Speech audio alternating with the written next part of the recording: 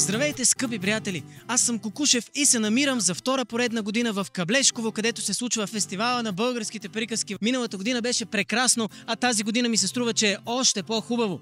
Има театър, има рецитали, има занаяти, има музика, песни и танци. Дошли са участници от цяла България и гости също така. Може да си закупите книги и какво ли още не. Затова елате с мен да ви разходя и да ви покажа какво точно се случва на Денят на народните будители в Каблешково. Съвсем логично започваме от информационния център, където ще ни обяснят защо е важно да се случва този фестивал за втора поредна година. Честит празник първо! Благодаря, честит празник и на тебе, и на всички гости, които дойдоха днес, и на всички, които се чувстват българи по целия свят. Важно е в днешните дни да се случва този фестивал, защото винаги в трудно време будителите са повеждали нашия народ. Това са една малка група българи, които пред личните си интереси поставят интересите на България и на българския народ. И не само ги поставят на думи, но и ги правят на дела. Ние сме на поредното интересно място в днешния фестивал. Ако дойдете тук, може да бъдете нарисувани като герои от българска приказка или като някои магически животни от българския фолклор. Виждате, че кипи усърдна работа. Ти си Никола и си нарисувана като какво? Като калинка.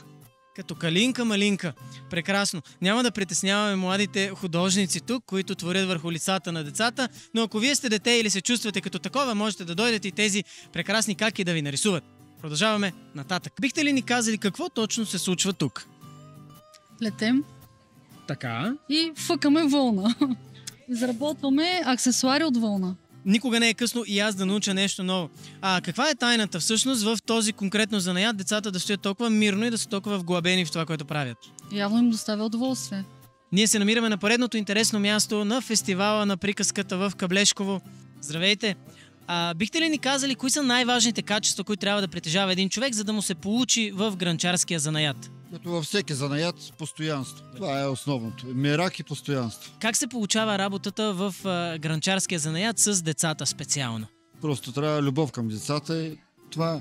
Ние дойдохме тук, за да си поговорим с кошничарят на фестивала на народната приказка в Каблешково. Тази година децата как са? Търпеливи ли са в изработването на кошници? В случай ние не изработваме кошници, а правим едни декоративни сърчица.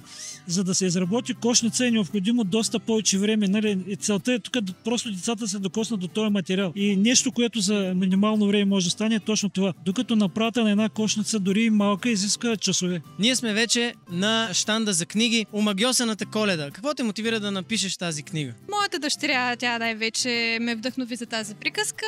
Тя много обича магьосници, обича и Коледа като всяко дете и така се получи тази страхотна приказка. Ние сме на един от занаячийските кътове, където децата и може би не само децата и техните родители се занимават с гранчарство. Кое е най-важното качество, което аз трябва да притежавам, за да ми се получи в гранчарския занаят? Най-важното качество е мерака. Има ли мерак и желание, всичко ще бъде. Според вас, децата интересуват ли се от гранчарство? Имат ли търпението да се забавляват по този начин? Винаги, когато участваме на такива мероприятия, има огромен интерес от децата и с удоволствие го правят. И това е единственият момент, когато могат да се цапат и майките им да са усмихнати и щастливи. Вече сме на сладкарския щанд, където има прекрасни захарни петлета, има и пестил. Кажете, колко време отнема изработката ето на едно такова захарно петленце? Докато стане до петленце, значи първо се прави фондана. Той отнема към 3 часа. Това се вари сироп, да стане гъс, остава се да изстине, накрая се бърка на една мраморна плоча, изстива и вече готовия фондан от него правим тези петлета. Тук се затопля, за да се втечни пак и се излива във формите. След това вече се отцветява. Вече различният цвят е с различен вкус. Докато неусетно си дояждам захарното петле, което ми подариха, аз се озовавам на мястото, където рисуват с пясък.